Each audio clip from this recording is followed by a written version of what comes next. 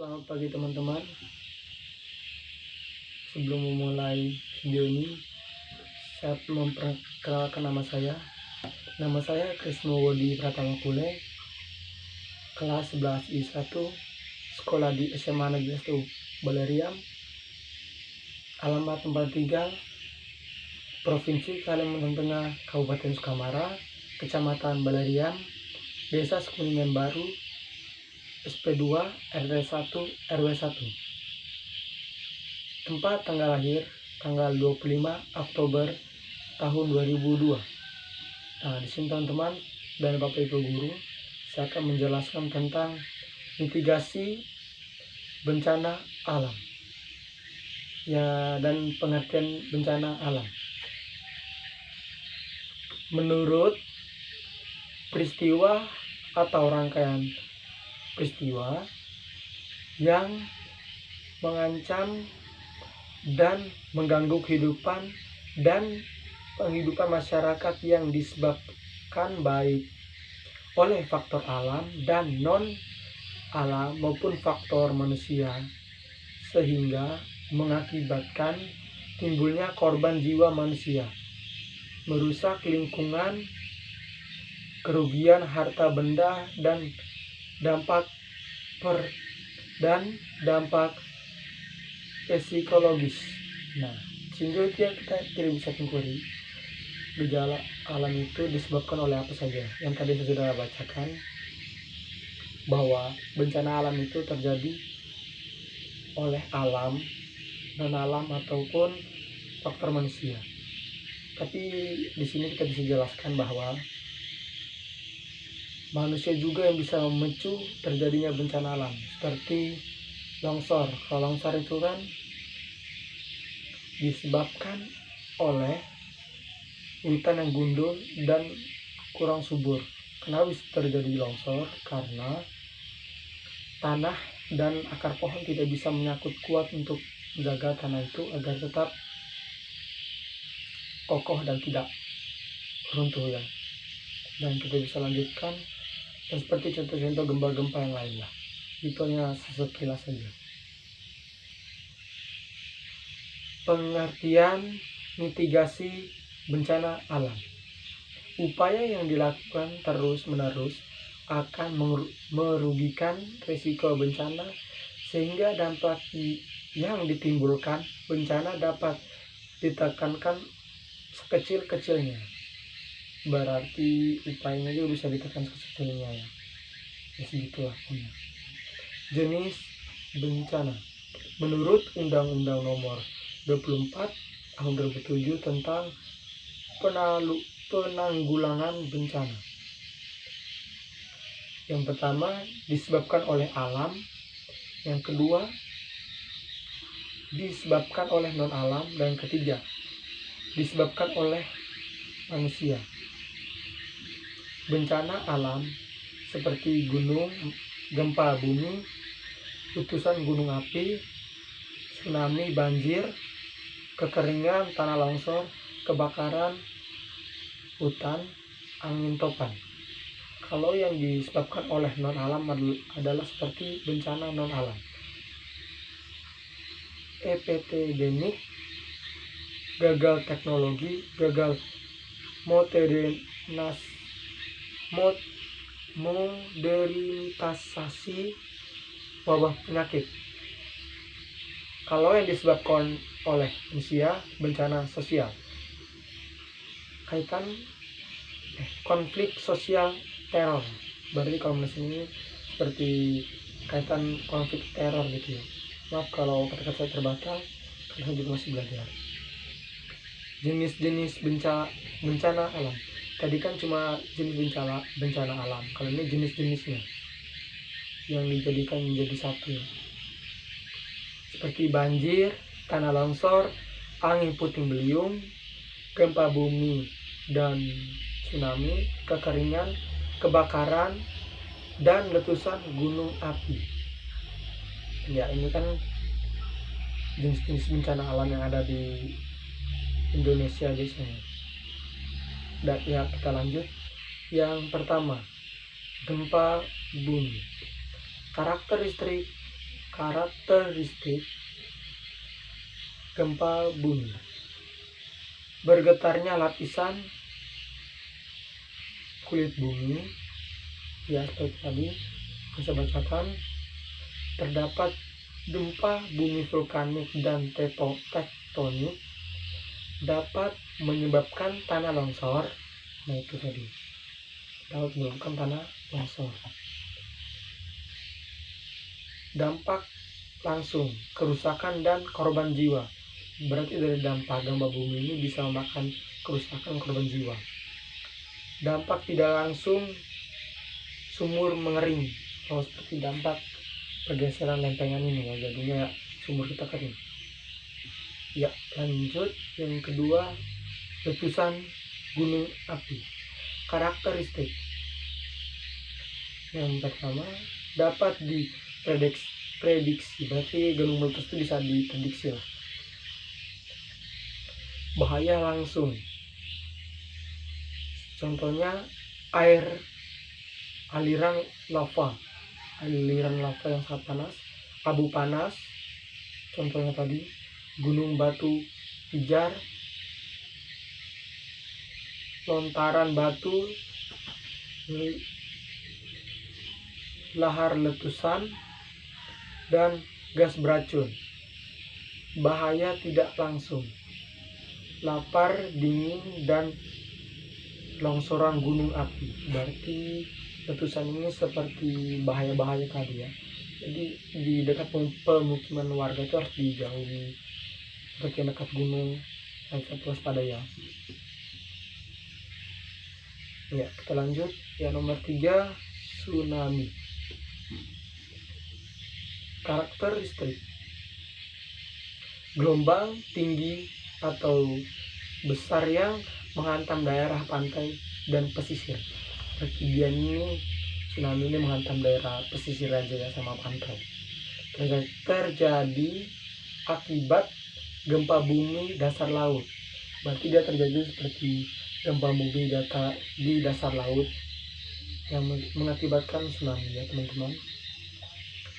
Dapat diprediksi, berarti bisa diprediksi oleh ahlinya ya, seperti itu.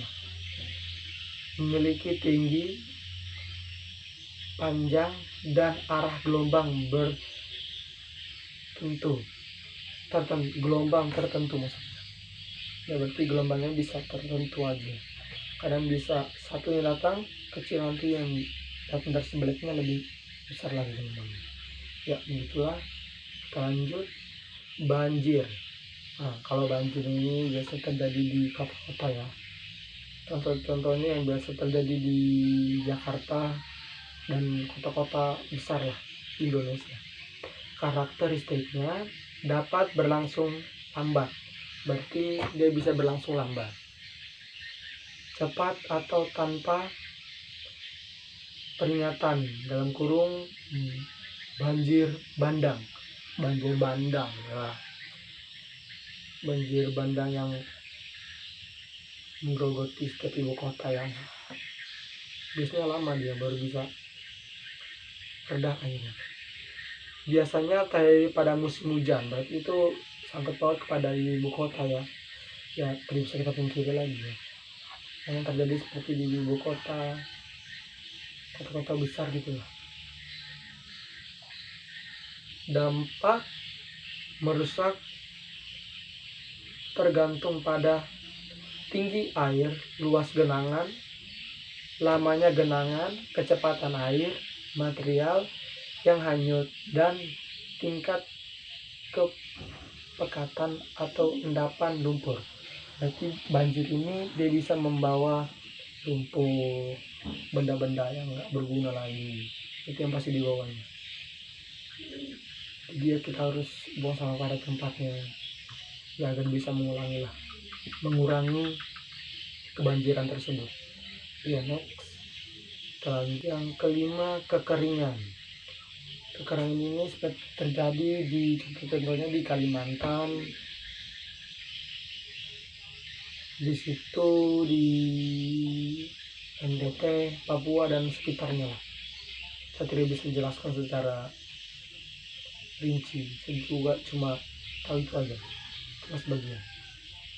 Kekeringan karakteristik dapat terjadi karena faktor meteorologi, hidrologi, prasarana, sumber daya air, dan faktor sosial ekonomi.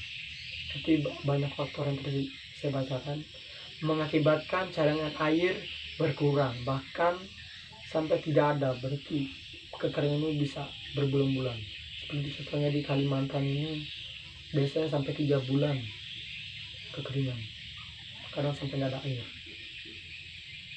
Ya, dampaknya tergantungan jangka lama kekeringan, dalam kurung pendek, menengah, atau panjang. Berarti dia punya tahapan tersendiri ya masing-masing. Pendek, kadang pendek, menengah, atau panjang.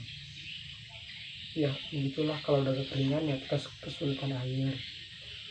Contohnya kita harus mencari sumber air yang lebih banyak lagi, seperti kita menggali sumur agak lebih dalam agar bisa mendapat air. Ya, kita lanjut saja. Tanah longsor. Tanah longsor ini biasanya seperti di gunung-gunung ya, daerah-daerah Pulau Jawa gitu biasanya yang terjadinya tanah longsor. Ya, karakteristik gerakan tanah dan batuan yang terseret ke bawah pada lahan miring. Berarti dia terjadi pada lahan miring seperti gunung, terjadi karena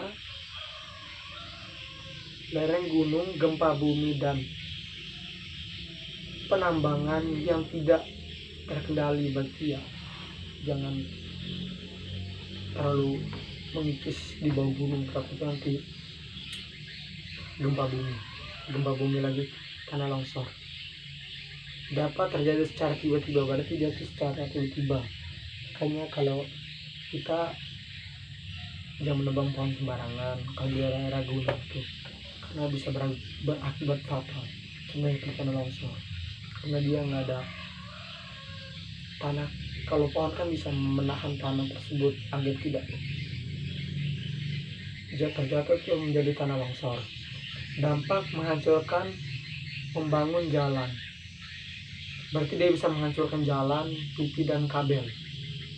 Pipa maksudnya, pipa berarti dia bisa menghancurkan bahu jalan, yang berarti seperti ada di jalan-jalan seperti di Jawa sana kan banyak gunung ya. Itulah biasanya dia menutupi jalan tersebut, pipa, kabel putus, jadi nggak ada listrik. Itu namanya juga tanah longsor ya, kita tidak bisa pungkiri lagi.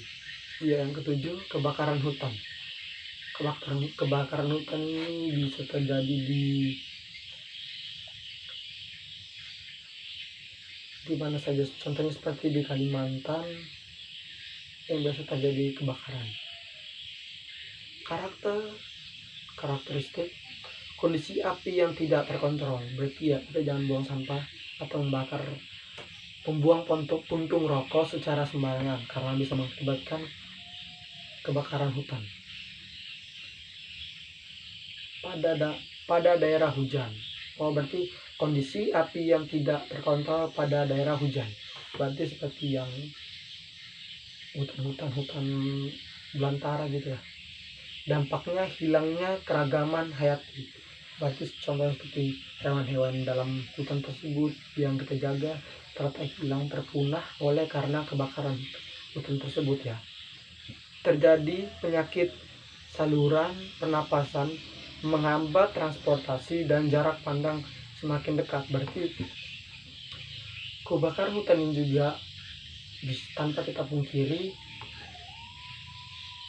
dia juga bisa menghilangkan jarak pandang, seperti asapnya bisa menghalang pandangan kita jarak dekat, kita tidak bisa melihat jarak jauh ya. Seperti nanti kalau penyebabnya adalah sesak napas kan bisa menjadi suatu masalah juga dalam kehidupan kita, seperti lagi menghirup asap dan juga bisa berakibat bagi pernapasan kita. Yang kedelapan, angin puting beliung. Kalau angin puting beliung itu kurang tahu ya di mana biasa terjadi. Ya, karakteristiknya angin berputar dengan kecepatan 60 sampai 90 km per jam.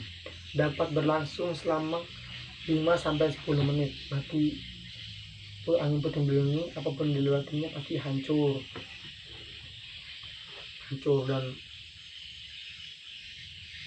dan ya begitulah. Kalau udah ada angin puting beliung itu semua terbang dan mengakibatkan kerusakan. Terjadi akibat perbedaan tekanan sangat besar, berarti terjadi akibat tekanannya ya. Gejala udara terasa panas, terdapat awan cumulos atau terdapat awan cumulos atau